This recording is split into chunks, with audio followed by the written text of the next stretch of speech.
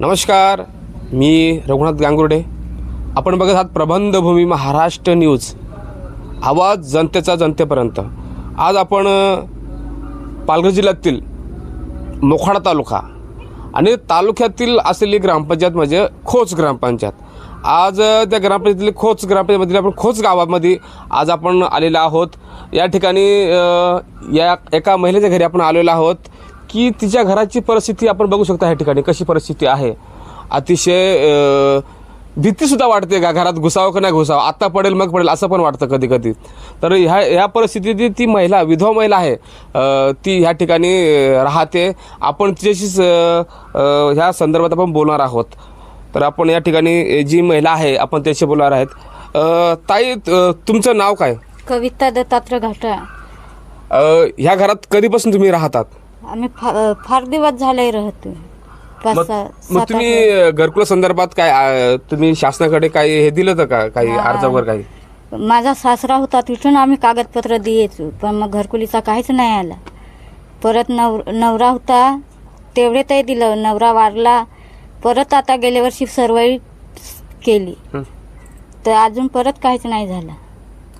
तुमचं काय म्हणणं, शासनाने काय केलं पाहिजे तुमच्या घरा संदर्भात, असं काय वाटतं? शासनाने काय घरकुल दिली पाहिजे ना. नाही दिली तर आम्ही दुसऱ्या ठिकाणी कुठंतरी पाणी पावसात राहू. या ठिकाणी आपण बघू शकता की ह्या घराची परिस्थिती बघा तुम्ही.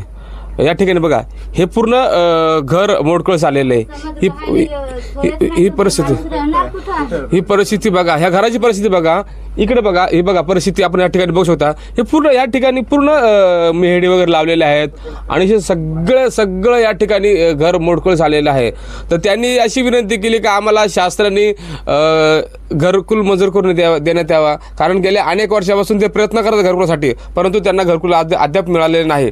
या ठिकाणी आपण एकीकडे 75वा अमृत महोत्सव साजरा करतो, परंतु एकीकडे बघू परिस्थिती बघा, घराची परिस्थिती बघा बरं. या ठिकाणी बघा बरं काय परिस्थिती आहे. या ठिकाणी पूर्ण ही परिस्थिती आपण बघू शकता की इथं राहायला त्यांना व्यवस्थित जागा नाही.